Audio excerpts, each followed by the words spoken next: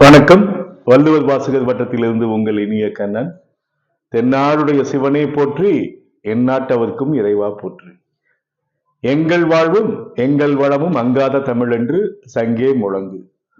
இந்த காணொலியில college TRB Tamil interview, free training, live Google Meet, online presentation நடக்கக்கூடிய நாள் டியூஸ்டே, தர்ஸ்டே, சாட்டர்டே, செவ்வாய்க்கிழமை, வியாழக்கிழமை, சனிக்கிழமை.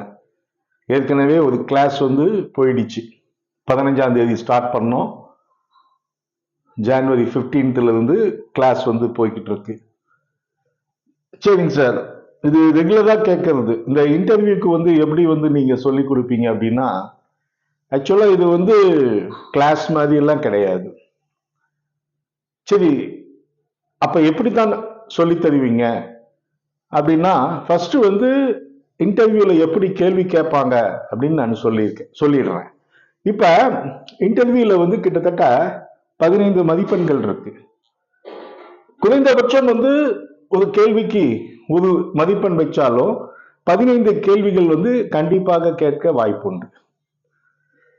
கடந்த முறை சமீபத்தில் நடந்த பாரதிதாசன் பல்கலைக்கழகத்துல நடந்த நேர்காணல்ல கிட்டத்தட்ட 8 பேர் கேட்டாங்க அப்படின்ட்டு அந்த நேர்முக தேர்வுல கலந்து கொண்ட நண்பர் பாஸ்கர் அப்படிங்கிறவர் இந்த 15ஆம் தேதி நடந்த கிளாஸ்ல சொல்லியிருந்தாரு. கிட்டத்தட்ட 8 பேர் ரெப்பீட் ஃபயர் மாதிரி கொஸ்டின் ரைஸ் பண்ணிட்டே இருந்தாங்க. கிட்டத்தட்ட 15 கேள்விக்கு பக்கமா இருக்கும், 15-20 கேள்வி பக்கமா கூட கேட்டிருக்காங்க அப்படின்னு சொன்னாரு. இதுக்கு முன்னாடி நடந்த அவர் இன்டர்வியூக்காக போயிருக்காரு. பட் ஜெனரலா எப்படி பார்த்தாலும் 15 கேள்வி எல்லா இதுலயுமே கேட்பாங்க. அப்ப இந்த கேள்வி எப்படி இருக்கும்? நேரடி வினாவா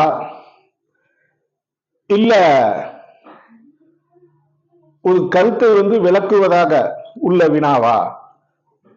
இந்த 2 விதமா இருக்கு. நான் மேக்சிமம் நான் எனக்கு தெரிஞ்ச அனுபவத்துல சில ஆசிரியர்கள் நேர்முக தேர்வு நடக்கும்போது நேரடி வினாக்கள் கேட்பாங்க. அது கொஞ்சம் எளிமையாக இருக்கும். சிலர் நாம அந்த சப்ஜெக்டை எப்படி தெரிஞ்சிருக்கிறோம் அப்படிங்கிறதுக்காக கேட்பாங்க. இதே மாதிரி இன்னும் சொல்ல போனா அந்த நேர்முக தேர்வு எல்லாத்துக்கும் ஒரே கொஸ்டின் கேட்க மாட்டாங்க. அதனால ஞாபகம் வச்சுக்கோங்க. ஏன்னா எக்ஸாம் இந்த காலேஜ் டிஆர்பி நடந்த அப்ஜெக்டிவ் டைப் எக்ஸாம் எல்லாத்துக்கும் ஒரே கொஸ்டின் தான். மதியானம் எழுதுனது 5 கட்டுரையில 5 கட்டுரை தலைப்பு எல்லாத்துக்கும் ஒண்ணுதான். ஆனா நேர்முக தேர்வுல கேள்வி ஆளாளுக்கு மாறுபடும். அது நம்மளுடைய சொல்ல போனா அதிர்ஷ்டத்தை பொறுத்ததுன்னு கூட சொல்லலாம். அப்ப நம்ம என்ன பண்ணணும் அப்படின்னா, ஃபர்ஸ்ட் ரொம்ப எளிமையா சொல்றேன் பாருங்க. நீங்க இந்த காலேஜ் டிஆர்பி நடந்த கொஸ்டின் பேப்பரை ஃபுல்லா தரவா படிங்க. 100 கேள்வி கேட்டிருக்காங்க. ஏன்னா இந்த 100 கேள்வி கேட்டிருக்காங்க பாத்தீங்களா, மெயினா சங்க இலக்கியம் எடுத்துக்கங்க, காப்பிய இலக்கியம், அதாவது நான் அந்த சிலபஸே சொல்றேனே, பழந்தமிழ் இலக்கியங்கள், அடுத்தது காப்பிய இலக்கியம், அடுத்தது பக்தி இலக்கியம், அதுலயே சிற்றிலக்கியம் சேர்த்திக்கலாம், அப்புறம் இலக்கணம், இக்கால இலக்கியம், மேக்சிமம் இதுக்குள்ளதான் வரும்.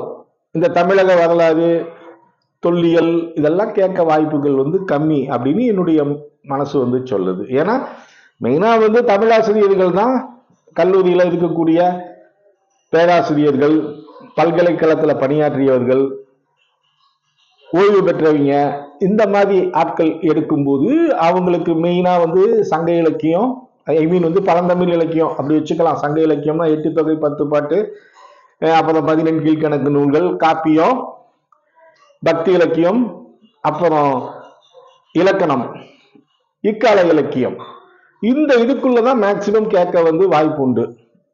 இந்த நாணயவியல், சுவடியியல், தொல்லியல், கல்வெட்டியல் இப்பெல்லாம் புதுசா வந்தது.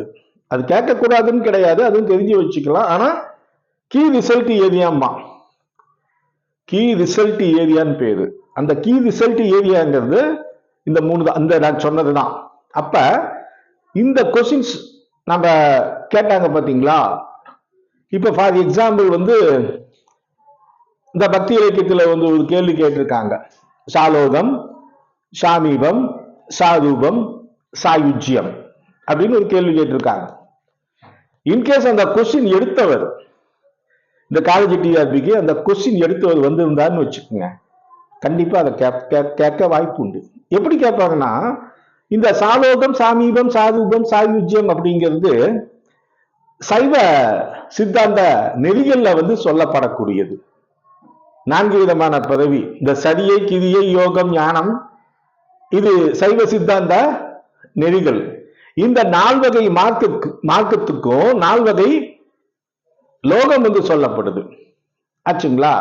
இப்ப சிம்பிளா கேட்பாங்க, சாயுஜ்யம்னா என்ன அப்படின்னா, இது வந்து பதமுக்தின்னு பேரு. அதாவது முக்தி நிலைகள் தான், 4 வித மார்க்கத்தினுடைய முக்தி நிலைகள் தான் சாலோகம், சாமீபம், சாரூபம், சாயுஜ்யம். இதுல 3மே வந்து பதமுக்தின்னு பேரு.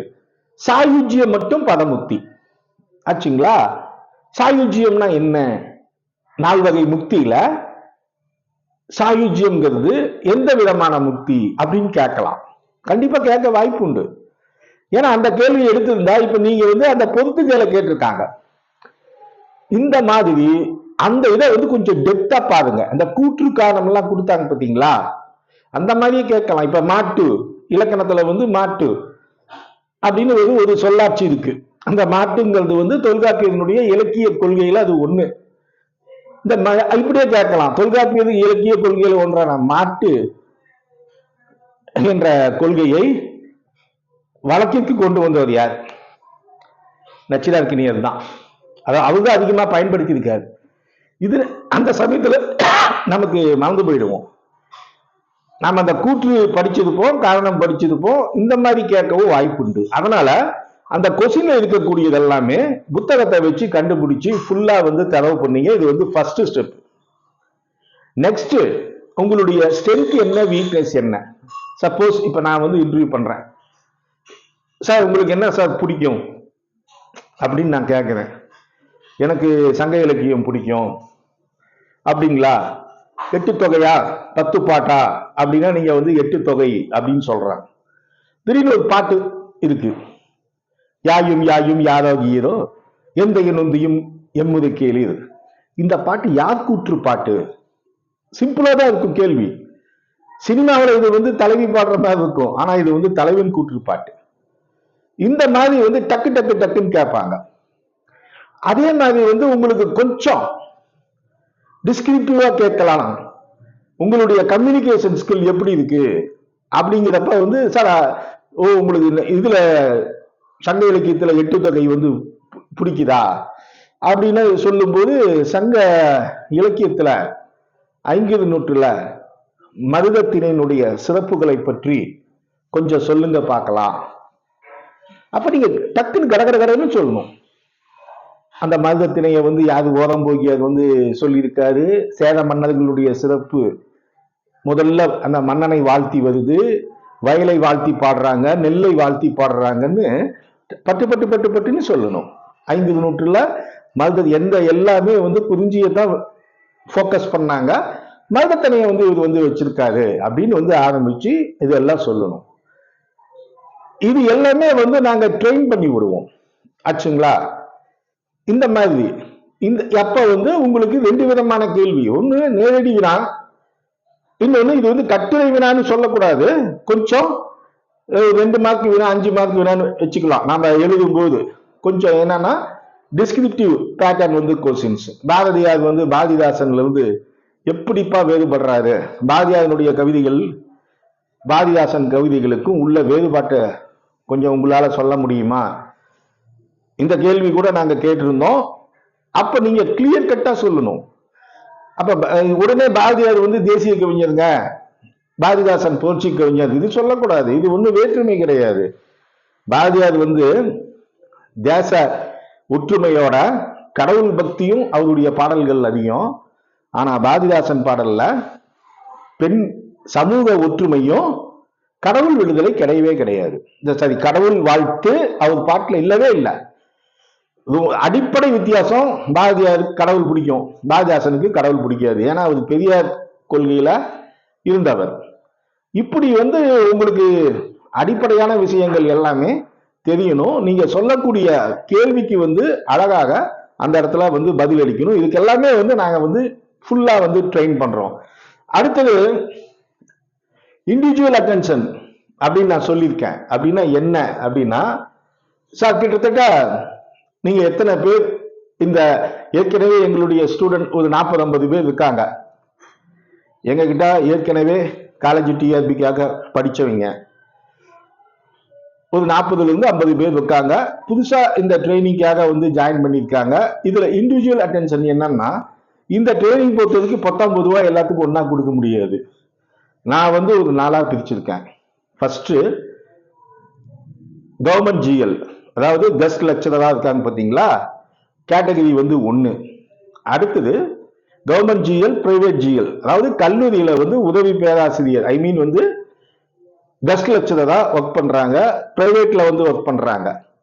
அவங்களுக்கு ஒரு மாதிரியான கேள்விகள் கேட்பாங்க first. Next government teachers, PG assistant, UG assistant, ஏதோ ஒன்று இருக்கலாம், கவர்மெண்ட்ல ஒர்க் பண்றவங்க. அடுத்த கேட்டகரி கவர்மெண்ட் சர்வெண்ட், டிஎன்பிசி எழுதி 4th குரூப்ல இருக்கவங்க, 2nd குரூப்ல இருக்கு, அந்த மாதிரி. ஏன்னா இந்த 3 பேரும் நீங்க ரெஸ்யூம்ல நீங்க ஃபில் பண்ணிருப்பீங்க. நீங்க அப்ளை பண்ணும்போது நீங்க கவர்மெண்ட் சர்வெண்டா அப்படின்னு கேட்கும்போது நீங்க எப்படி பண்ணிருப்பீங்க, ஒன்று பிஜிடிஆர்பியில செலக்ட் ஆனா பண்ணிருப்பீங்க, இல்ல டிஎன்பிசியில செலக்ட் ஆனா பண்ணிருப்பீங்க. கவர்மெண்ட் லெக்சரர்னா அதை போட்டிருப்பீங்க. ஏன்னா உங்களுக்கு அந்த எலிஜிபிலிட்டி இந்த 5 மார்க் இருக்கு, போனஸ் மார்க், அதுக்காக போட்டிருப்பீங்க. இந்த கேட்டகரியை பேஸ் பண்ணி தான் இருக்கும். ஏன்னா எங்களுக்கு ஃபுல்லா இதுல அனுபவம் இருக்கு. வேலையில் இருக்கவங்க கிட்ட ஒரு மாதிரியான கொஸ்டின்ஸ் இருக்கும், வேலையே இல்லாதவங்களுக்கு ஒரு மாதிரியான கேள்விகள் கேட்டிருக்காங்க. இதெல்லாம் நடைமுறையில பார்த்துருக்கோம். அப்ப இந்த 4 கேட்டகரியா பிரிச்சிருக்கோம். பிரிச்சு அவங்களுக்கு தனியா பண்றோம். அதே மாதிரி பிஹெச்டி முடிச்சிருப்பீங்க, மேக்சிமம் காலேஜில் ஜிஎல்லா ஒர்க் பண்ணிருக்கீங்க, எம்ஃபில் தீசிஸ் சப்மிட் பண்ணிருப்பாங்க, இல்லைன்னா பிஹெச்டி ஹோல்டரா இருப்பாங்க. அவங்க டாபிக்கு தவவா படிச்சிருக்கணும். நீங்க இப்ப நாங்க ரீசெண்டா இந்த 15ஆம் தேதி ஒரு அம்மா, பேர் சொல்ல கிடையாது, தமிழகத்துல ஒரு புகழ்பெற்ற தனியார் கல்லூரியில அவங்க கிட்டத்தட்ட 10-15 வருஷமா தமிழ் துறை உதவி பேராசிரியர் இருக்காங்க. அவங்க கிட்ட அவங்க பெரிய புராணத்துல ஆய்வு மேற்கொண்டிருக்காங்க. பெரிய புராணத்துல மனிதநேயம். அப்ப நான் எனக்கு தெரிஞ்ச பெரிய புராணத்துல இருந்தெல்லாம் என்னுடைய சிற்றறிக்கு கட்டின் கேள்வி கேட்டேன். பெரிய புராணத்துல என்னென்ன சதுக்கங்கள் இருக்கு, மனிதநேய கோட்பாட்டை எப்படி சொல்றாரு, பெரிய புராணத்துல சேக்கிலார் சொல்றதுக்கும் தேவாரத்துல பாடல் மூலமா சொல்றதுக்கும் என்ன ஒற்றுமை வேற்றுமை, இதுக்கெல்லாம் அழகாக அவங்க விளக்கியிருந்தாங்க. எக்ஸலண்டா இருந்தது. அவங்களை இன்டர்வியூ பண்ணும்போது அவங்க என்ன தீசிஸோ அதையே கேட்டோம். கிட்டத்தட்ட 10 கேள்வி கேட்கிறப்ப கடகர கடனை விட்டாங்க. பெரிய புராணத்தில் நல்லா பாட்டு பிடிச்சாங்க. இது அவங்களுக்கு பிடிச்சிடும். சார் நீங்க என்ன செஞ்சீங்களோ அதை நீங்க தரவா தெரிஞ்சிருக்கணும். இன்னொருத்தர் சங்க இலக்கியத்துல களவு, அவரும் கவர்மெண்ட் காலேஜ்ல கெஸ்ட் லெக்சரரா இருக்காரு. அவர் பெயர் சொல்ல விரும்பல. என்னன்னா சிம்பிளா ஒரு கேள்வி கேட்டேன். ஏன்னா களவு அப்படின்னாவே நமக்கு என்ன ஞாபகம் வரும், தொல்காப்பியத்தில் இருக்கக்கூடிய கலவிகள் தான். நூற்பா கேட்டப்ப திடீர்னு அவரால் சொல்ல முடியல, அது தப்பு. கிளீனா தெரிஞ்சுக்கணும். திடீர்னு கேட்பான், கலவியில சங்க இலக்கியத்துல கலவியல் பத்தி நான் ஆய்வு பண்ணியிருக்கேன் சார் அப்படின்னு கேட்கும்போது நான் கலவியல்ல ஒரு நூற்பா கேட்டேன். அவர் திடீர்னு இதாயிட்டாரு. அப்புறம் தமிழ் காதல் புத்தகத்துல இருக்கக்கூடிய மொத்த களவு கூட்டினுடைய அடிப்படையில இருந்த பாடல்கள் என்ன அப்படின்லாம் கேட்டோம். அப்ப நீங்க என்ன ரிசர்ச் பண்ணிருக்கீங்க, என்ன தீசிஸ் சப்மிட் பண்ணிருக்கீங்க. இப்ப எல்லாம் எம்ஏல ரெகுலர் காலேஜ்ல எல்லாமே ஆய்வு கட்டுரை பண்றீங்க. அந்த கண்டென்ட் எக்ஸலண்டா இருக்கணும். எப்படி கேட்டாலும் பதில் சொல்லணும். அதுல உங்களுக்கு இம்ப்ரெஷன் கரெக்டா வந்துடும். இது நாங்க ஆளுக்கு எங்க கிட்ட படிக்கிற ஸ்டூடெண்ட் கிட்ட நீங்க என்னென்ன ஆய்வு கட்டுரை அதை வாங்கி நான் படிச்சு அதுல அவங்களுக்கு நான் ட்ரெயின் பண்ணி விடுவேன். That is called individual attention. அடுத்தது குரூப் டிஸ்கஷன். எல்லாமே கொஸ்டின்ஸ் வச்சுக்கோங்க, டாபிக் கொடுத்துருவேன், வச்சு கொஸ்டின் கேட்குற மாதிரி, அப்புறம் நானே கொஸ்டின்ஸ் கொடுத்து எக்ஸ்பிளனேஷன் பண்ணுவோம். இந்த மாதிரி தான் நாங்கள் வந்து இன்டர்வியூக்கு ஸ்டூடெண்ட்டை வந்து ரெடி பண்ணுறோம். இதே மாதிரி தான் நாங்கள் தமிழ் வளர்ச்சித்துறைக்கு பண்ணினோம், இந்து சமய நிலையத்திற்கு பண்ணி சக்சஸ் ரேட் வந்து கொடுத்தோம். இந்த மாதிரி பண்ணும்போது ஸ்டூடெண்ட் வந்து ஞாபகம் வரும். ஏன்னா இன்டர்வியூ போது 15 மார்க்குன்னு நினைப்போம், அதுதான் வெற்றி தோல்வியை தீர்மானிக்கும். உங்களுக்கு நான் தான் சொன்னேன் 110 உங்களுக்கு கான்பிடண்டா இருந்ததுன்னா நீங்க வந்து ஜாயின் பண்ணலாம். 9025420905 இந்த நம்பருக்கு வாட்ஸ்அப் பண்ணி உங்களுடைய நேமு, நான் இன்டர்வியூ கிளாஸ்க்கு கலந்து கொள்ள விரும்புகிறேன் அப்படின்னு சொன்னா போதும். அதே மாதிரி ஒரே ஒரு ரெக்வஸ்ட், நீங்க பிற பயிற்சி மையங்கள்ல நேர்முக தேர்வுக்கு படிக்கிறதா இருந்தா தயவு செய்து வர வேண்டாம். இது யாரும் தப்பா எடுத்துக்க வேண்டாம். அதே மாதிரி சில இதுல வந்து சொல்றாங்க, எனக்கு ஒன்றும் புரியல, நேர்முக தேர்வு ஸ்கேம், பயிற்சி மையங்கள் உஷார்னு. நாங்க எத்திக்கலா பண்றோம் சார், புரியுதுங்களா? இது வரைக்கும் இன்டர்வியூ போஸ்ட்டுக்கு போன கிட்டத்தட்ட தமிழ் வளர்ச்சித்துறையில மட்டும் 13 போஸ்ட்டுக்கு 8 பேர்த்த அனுப்பிட்டுருக்கோம். போன கிளாஸ்ல கூட சொன்னேன், எல்லாம் வந்து அவங்க அசிஸ்டன்ட் டாக்டரா ஒர்க் பண்ணிட்டு இருக்காங்க. கிட்டத்தட்ட 8 மாவட்டத்தில் ஒர்க் பண்ணிட்டு இருக்காங்க. போய் கூட கேளுங்கன்னு நாங்கள் சொல்லியிருக்கோம். ஏன்னா நம்பகத்தன்மை இல்லாத பொய்யான தகவல் எதையுமே வந்து சொல்றது கிடையாது. நீங்க போயே கேட்டுக்கலாம். போன வீடியோ பாருங்க, விஜயபாண்டியன் ஒருத்தர் திண்டுக்கல்ல உதவி இயக்குனராக இருக்காரு. போய் பார்க்கணும்னா கலெக்டர் ஆபீஸ்ல போய் பார்க்கலாம். தமிழ் வளர்ச்சித்துறை வந்து பேரே சொல்றேன் பாருங்க, தமிழ் வளர்ச்சித்துறை உதவி இயக்குனர் என்னுடைய ஸ்டூடெண்ட் தான். கிருஷ்ணகிரிக்கு போங்க, கனிமொழின்னு உதவி இயக்குனர் இருக்காங்க. ஜஸ்ட் இவங்கெல்லாம் 2 மாசத்துக்கு முன்னாடி தான் செலக்ட் ஆனாங்க. பாத்தீங்களா? இவங்க எல்லாமே வேலைக்கு போனதை ஒரு ஃபங்க்ஷன் பண்ணோம்.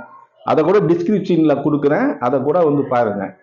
ஏன்னா ஒருத்தர் சொன்னாரு, சார் எல்லா பயிற்சி மையங்களும் என்னமோ ஸ்கேம் பண்றீங்க அப்படின்னு வந்து யூடியூப்ல யாராவது ஒருத்தர் போட்டிருக்காங்க சார்னு 2 பேர் போன் பண்ணி கேட்டாங்க. அதுக்காக சொல்றேன். பாரதியார் சொன்னதுதான், உள்ளத்தில் உண்மையுடி உண்டாயின் வாக்கினிலே ஒளியுண்டாம், எப்பொருள் யாதியாய்வாய் கேட்கினும் அப்பொருள் மெய்ப்பொருள் காண்பதறிவு. இதனால உண்மையை தவிர நாங்கள் எதுவுமே கோர்ட்ல சத்தியம் பண்ற மாதிரி எல்லாம் சொல்ல கிடையாது சார். அதனால இன்டர்வியூ நல்ல ரிசல்ட் கொடுத்ததுனாலதான் இந்த கோர்சஸ் வந்து நாங்க வந்து சொல்லித்தரோம். நன்றி, வணக்கம். எங்கள் வாழ்வும் எங்கள் வளமும் மங்காத தமிழ் என்று சங்கே முழங்கு.